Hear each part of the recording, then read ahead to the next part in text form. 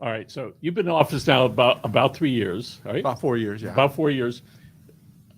People want to know what drives somebody to hold themselves out to the public and then to run for an office. What was the drive years and years ago? I think, I come from a background of serving. We were just discussing my Catholic school upbringing. We were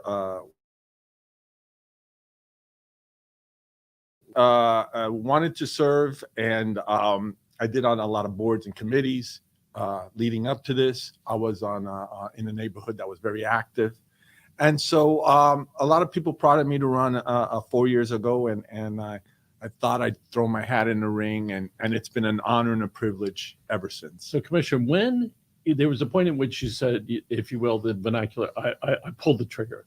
All right. I know that's not so happy today, but there's a point in which you said, I'm going to do this. Right. Do you remember where you were when you said, okay, I'm thinking, yes, I'm going to do it? I don't remember the exact moment, but I was at Deli Lane. I'll tell you what, I was at Deli Lane, and I saw some people there, and I had spoken to some people there, and they encouraged me to do it, and that was the sentinel moment that I knew I was going to do it. That gave me the confidence to. I remember standing outside of City Hall the night of the election, and we're talking about some different stuff. And there it was just moments from finding out whether you were going to have this new career as far as helping people. So this is the helping aspect of this is an extension of what you'd already learned to do and to be able to give. It is, and like I said, it's been an honor and a privilege. It's a great example to my daughter and wife and family.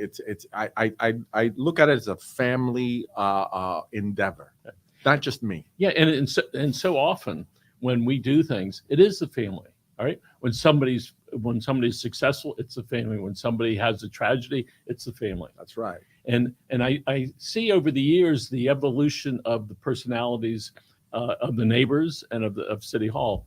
But what's important is that where you are today, where we were 4 years ago, what are some of the things that you have worked on, and you and the body, and where you and the commission would like to take the city? So, we've moved a lot of things forward. Sadly, the COVID has delayed some of those projects or changed the face of those some of those projects. But Winn-Dixie, before I got on Winn-Dixie, remember it was for years it was spinning its wheels. That project is ongoing and going to get going.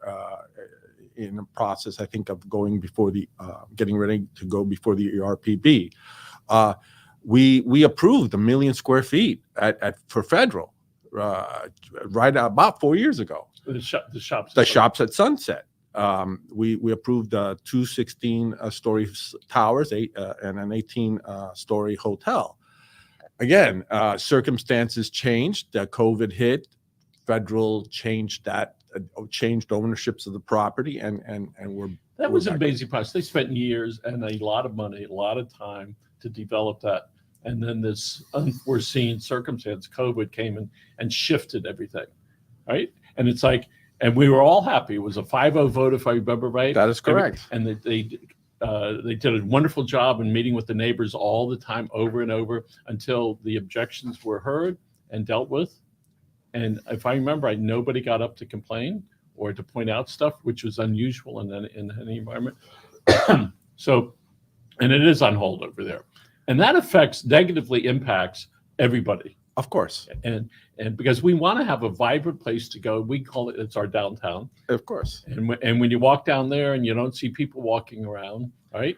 It's tough. Yeah, and I'll tell you, Michael, despite that, our downtown, especially in the evening, some evenings, is fairly vibrant. We have some live music on 73rd Street. I know there's been a big emphasis on that. We've had some restaurants open there. Yeah, go to Casa Cuba on Friday night or Saturday night. Good luck. Right, and or Pub 52, or even Bucambelia's, or Sunset Tavern. They all have live music or some kind of. There's a place for everybody in South Miami. You want something quiet? You go to one place, you want something rock and roll, go over to Bougainvillea's or That's the Casa right. Cuba or Deli Lane or Sunset Tavern, right? And and now we'll have something for the old timers, which is Fox's is coming back. How good is that? Can I'm you? getting goosebumps thinking Yes. about that. So talk about having something for everybody. I was there when they were getting ready to close, and there was a woman that was there for the first time, and there was a woman that had been going there for 50 years. Yeah. And it was like, look at this. I introduced it to them. And we're sitting over in our dark corner. Shh. So my understanding is they want to keep the character and the darkness, and they're going to move the liquor to the front, which is even better, a liquor store. So wow. So not only do people want to live here and do business here, they want to come back and do business here. So there's a move by Miami-Dade County they let the local municipalities know, if you have a plan for peacocks, send it to us and we'll figure out what to do. There are people that I know are happy with the peacocks. Yeah. It slows the cars down, right? It gives them this ambiance of arrogance of these little birds, right? And I don't know how they manage to live through all that. I mean, they're rarely hit by cars in the area. And in the areas back here off of 62nd Avenue and 64th Street, we see the peacocks walking around. It looks like it slows you down to like 3 or 4 miles an hour as you're going by, right? As they look at you. That is a wonderful traffic pattern. Slow it down. And with the circles, it's great, all right? Right. So some people do complain, all right? Absolutely. All right. But it's like, as long as they're not sitting on my roof, all right? They're fun. Well, they're a NIMBY kind of thing. Yeah, Yes. they're fun to drive through, and there's traffic calming. But when they're picking at your car door and causing $1,000 of damages, it's not so fun. So, all right. So, and a couple 5-10 years ago, the city started working on traffic circles, calming devices, signage. Change the signs from the standard county green sign thing to something you recognize. Oh, the city is making it better for us to look at, including, can we talk about the Colombian art? Oh, absolutely. Right. Why don't you talk about that? So we've had we had a big the Colombian flower festival there. We inaugurated the sign, the actual garden. So now we have a formal Colombian art garden. Commissioner Liebman has again obtained 4 more new statutes for the, I believe, the east entrance of the park. And people can go on the website and see those sculptures. These are not little things. These are big outdoor, and they're pretty big size. Not only are they big, but they really are beautiful. And I'm not an art connoisseur by any means, but they do grow on you. The whole garden, and I now have my second and third favorite statue. And I think when we have things like that in life, it gives us pause, and you just stand there and you look at it. You can read about it, whether it's in a museum or a library or in the ocean. If we can just take a few seconds out for each one of those things and imagine the manpower or woman power that went into having that there.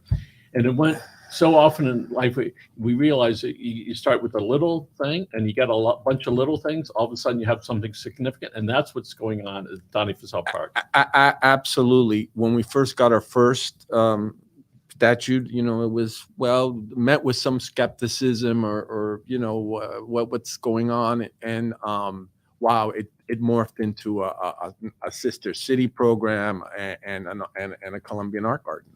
Outstanding. From what I understand, the city now has a ordinance that says a certain percentage of a new developments, at homes or businesses or apartments, certain percentage of that needs to go for art and public places. Correct. 1.5% will go for art in public places. And so for larger developments, that's going to be quite significant. And I think the smaller ones were more flexible on that. So with the large one that's going to go up, it's replacing 50-year-old townhouses, right? And a new buildings are going up. What's the estimated cost of putting up that building? I don't know. It was like at this point, I don't know that it has gone up so much, but I would say a couple 300 million. All right. So let's just call it 200 for the sake. Okay. So 1%, one or 1.5. That is $1.5 million, $2 million, $3 million of art that's going to go. That is really tremendous. And George Perez, of the Related Group, he's an art connoisseur. And so, what a great honor for him to be able to do that, and for the city and the citizens. To Absolutely, it was a brilliant move. It was a brilliant move. I think that, and now with the art that the underline will bring, because we want to extend.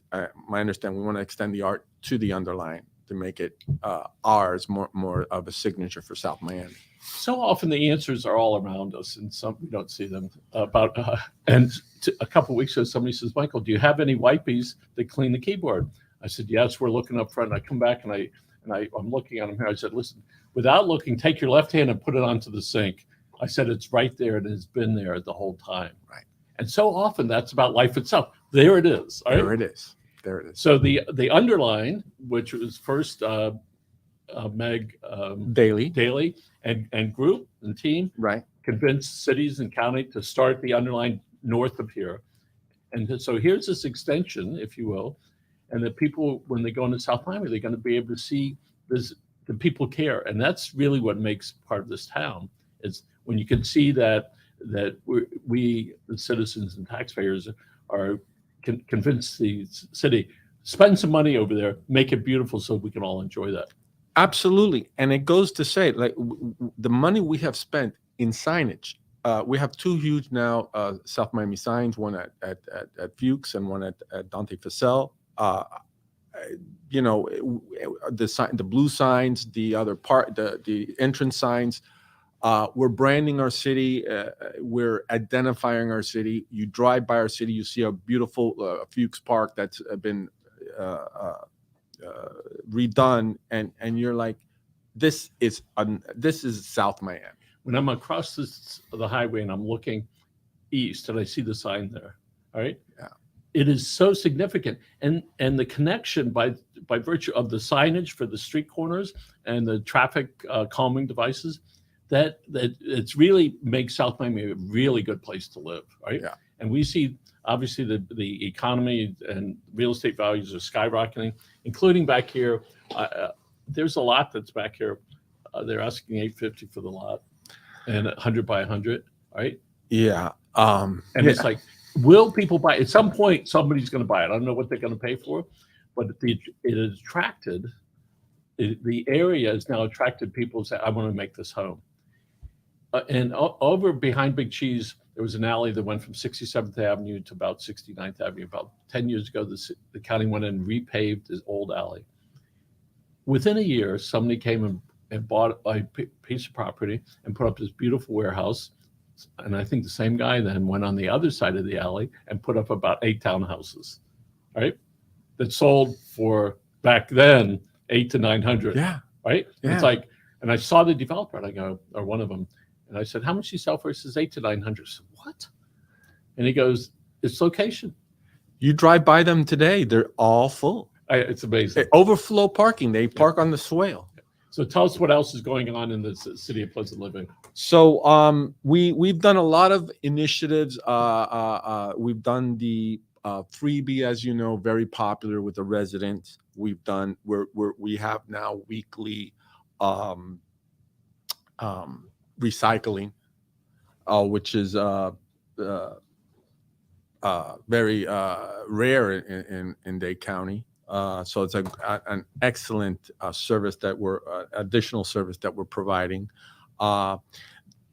Phase 2 of Madison Square, Magnificent. Is almost complete. I'm not saying almost complete, but it's a few months away. It is so significant. And it's just one of those little things that starts to make it better. Yes. Right? And speaking of that, I see coming to community news, I saw a backhoe in front of Marco Drugs. They're doing the driveway over there and the drive-through. And the drive-through. So wow, just there, Plateau Restaurant over here that's opened, and this is just on the west side. Has been a great success. So there's some businesses on the west side.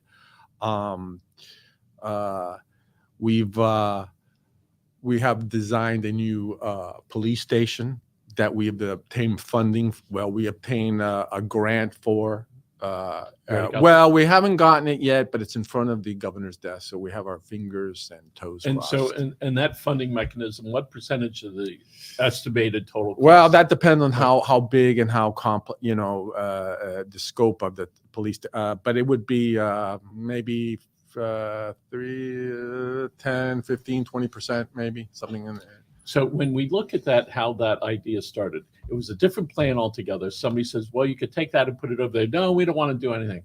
But the city saw the wisdom in looking at it, right? And creating a vision, right? And then all of a sudden the vision started getting a little more real. So once you get a plan, right, now you can go to funding sources. And that's brilliant. We got a plan. It costs us, a fair amount of money, but we have a good, solid plan that we went through with our chief of police and his departments, and we're all on board, and some command center as well. And so we went to the state, and we got it in front of Governor DeSantis' desk, and hopefully he'll sign, and that'll start the ball rolling. And all those things matter. And if you look back, when 5 years ago, 8 years ago, it wasn't even a thought process. By the way, at one of our luncheons, there was some elected officials from the state that were there. Why they were there? So there was a mayor of a local city, not South Miami, sitting at the table. Somebody said, "Hey, we need some help," right? And at that table, a deal was done to get one of the cities some money, because they were out and about and getting known about what you want. So when will the city know about the funding? I don't know. I've asked that question many times. He could sign it at any time. I'm not sure. Good question. I will get back to you on that. But before November. Yes, I hope. Right? So I think that's tremendous. And then it's not just a police station. It's more than that. It's a bigger picture about the neighborhood, Sure. about the investment of the city, saying this area is good. And I got to tell you, quite frankly, this is the area that is that needs awareness, that people need to feel good about their neighborhood. They need to have more confidence in the police. The police are good people, not bad people, not people to be avoided. And it will serve again as that that's going to be red hot as far as let's get it over to the city and perhaps redevelop part of Commerce Lane and Progress Lane. I know that zoning was changed a while ago. It was zoned to up to 12 stories. We're hoping for some assemblage and having somebody. Has anybody come public and start? No, I think the prices now are just so sky, and everyone's just waiting it out. I don't know. See what happens. Yeah. So see what happens. I mean, I don't know what's supposed to happen, but that has been upzoned and addressed, and makes us basically RTZ compliant. I think that area. A couple other things before I wanted to talk to. Red and Bird is a property that's coming. I don't know if you drive by it. It's coming along. It's hopefully opening soon. So that's right at the corner there where the old Allen Drugs. Said old timers used to go in there and sit on the orange seats and listen to the waitress. Right. And I just wanted the So Me project that's going to be happening on 62nd Avenue. I did want to mention that the workforce and affordable housing. That's a few blocks from here. Right. So people want to know what is government doing to help the people that need the most help. Oh, we have a question here from. Thank you, Commissioner Luis Gil, for your dedicated public service. More great things. Signed, your daughter. No. So, all right, there it is, right there. All right. Hey, thanks for letting him know. So people want to know what are governments doing to help the people that need the most help. So what kind of programs does the city have, either in education or financial or food or education? So we have community outreach. We've had small business grants for our business during the COVID, vaccination drives, grocery gift cards. As far as Marsha Williamson, we have the scholarships for them. We put in a lot of money into our community programs at the community center, to our sports program, doing a great job there.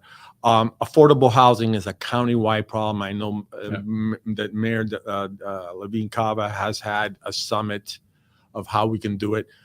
For me, I think we're doing things. We're Madison Square. We're doing the SOMI project on 62nd, and those are big deals, because this area where people need the most help is this area that's here. And when you look at the different things, the dollar store that was brought there, and the apartments and offices up top. Right. All right. Then next, right across the street, it's another. Is that 3 stories? Yes. Another 3-story. And what is that going to be mostly of? A workforce and affordable. So Right. it's And then very shortly, meaning the next couple of years, there's going to be 600-ish new dwellings, apartments on 62nd Avenue. not too far from there. Not too far from the train. Yeah.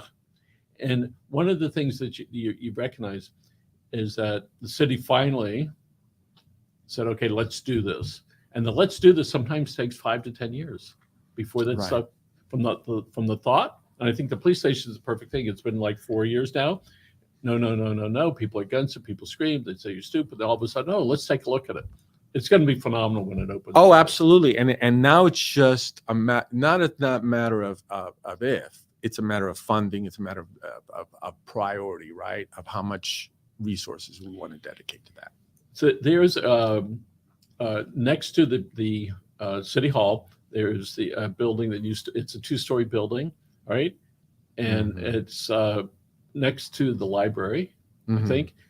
I saw that the green fence was taken down. So is that significant of anything? It's an eyesore, Michael. It's actually, for me, it's an embarrassment. I'm not, I have asked a lot of questions about that property, and all I got is people just shake their heads and. Right.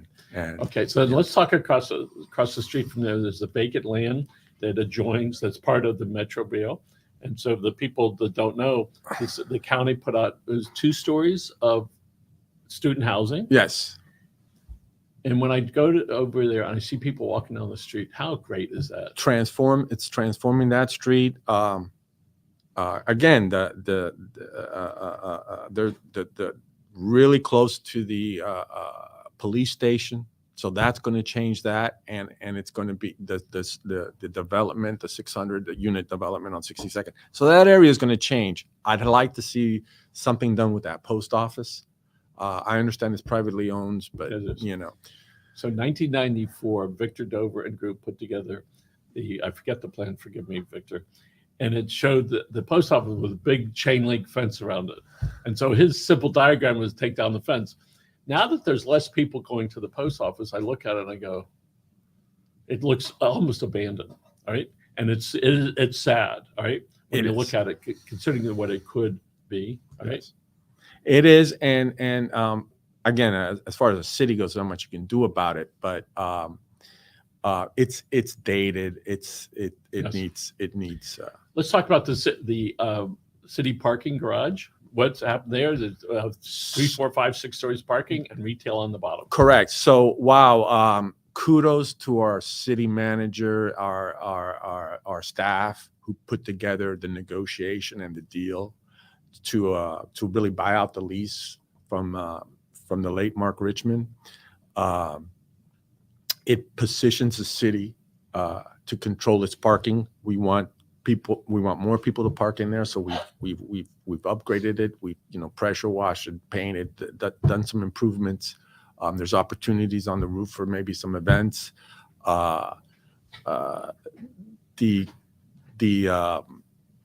So we now control the parking basically in downtown, and I think for future development, Yes. it will make that property much better. So do you have any idea what percentage of the available parking spots are actually being used on a regular basis? Not at the moment. I think that's going to be changing. It's going up. It's going to Yes. go up because what we're doing, we're going to be increasing the parking, the on-street parking. That will be increasing to promote, especially people that are going to be there 3 or 4 hours. So how do you increase on-street parking? How does that work? Well, we didn't increase the price. We decreased the I think the time. So I think it's a half hour, 150 instead of an hour, something like that. And so you decrease the amount of time, and so people are going to be looking. We for want in and longer out. term. The on street, you want in and out. You want somebody drinking a coffee at Casa Cuba, have coffee. Now, if they're going to have a 3-hour lunch. So that's a good point. And they have that in the Coral Gables, 15-minute parking or 30-minute. Well, I mean, it encourages Yes. that. I don't think we're going to have 15-minute parking, but it encourages that. When you want to have a quick coffee, a quick something in and out. So and after a while, the regular people get it. They say, if I can't park for 2 hours here unless I'm going back or whatever it is, and just park over there. So I think that's a brilliant way to do that. Yeah, and it's something we can experiment with, right? Maybe seasonal, maybe during the slower seasons we can. So it's really what it does. It gives the city control of a revenue generating component that. I like it on Saturday morning, Sunday mornings. I go there pretty early, and then as it gets near the 9 o'clock hour, I'm going because I don't put before that. I'm going okay, and then I forget, and I'm going. God, I hope I don't walk out there and get a ticket. They actually give you a break on Sunday morning, 10 or 15 minutes. At least, yes. Yeah, so I'm thankful for that. Yes. By the way, I always take my receipt with me because if I get a ticket, as I did a couple times, one of them was I used a letter O instead of a 0, so it didn't see it. And the other, this is a true story, I parked next to Gem Shoes, walked to the haircut place, and used that meter there. It's the wrong meter. Oh, no, he goes, and I see him. He gave me a ticket. I go, look. I felt like this little kid. Look, I was there. And he goes, okay, we usually give a couple minutes, but the guys are very nice. They have a tough job to do. They do. Right. And I know people chase them around. They do. And a couple years ago, we had free parking. Yeah. We couldn't give it away. Yeah. So it's actually a good problem to have. All right. So next, there's an event coming up in November. All right. 4th, I think. November 4th. It's a Tuesday or the 7th. All right.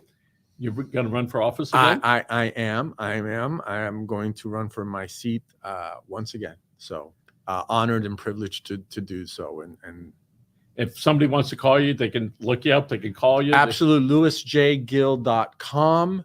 Wow. Yeah, I got a website, and call me 305-975-1904. I answer my phone, and I would be delighted to hear from you. So one of the things that we recognize, people want to know that the person's friendly. All right. They can make them laugh a little bit. They don't have to agree with all the stuff because we never agree with all of it. Correct. Right? And if somebody's got a comment or a complaint or something positive, they can call you and you're willing to listen and participate. And they do. And they write me, and I understand a lot of times the point of view, and we have great problems in South Miami. Yeah. I'll tell you what, peacocks Yes. that's true. That's a great problem to have. Yes. And we argue a lot about the parks, and well, maybe we should put it over here or over there and do this. And these are wonderful. It seems that the direction seems pretty solid, and the end result, which is how we feel about the city, the services that we get, police service. I know if I call the police 45 seconds, sometimes they were here. Right? Yes. And it's like, that's extraordinary. Yes. Right. Yes. There's a hospital nearby. Yes. Right? 2 hospitals. Yeah. And it's extraordinary. If you want to go shopping, you can go on Sunset Drive over it. Plenty of restaurants now. You can take the freebie over there. Don't even have to take your car. Yeah. So, we're trying to make it better, especially for the residents. And we're open for business. Our business community is needs help, and we want to facilitate that. And we're doing the new zoning, as you know, in downtown. So a whole new zoning study in our commercial core and outside. So, all right, continue. Success to you. Thank you, man. South Miami Commissioner Luis Gil is running for office again after serving 4 great years. Folks, if you want to reach him, you can find him all over the internet. Again, thanks for joining us.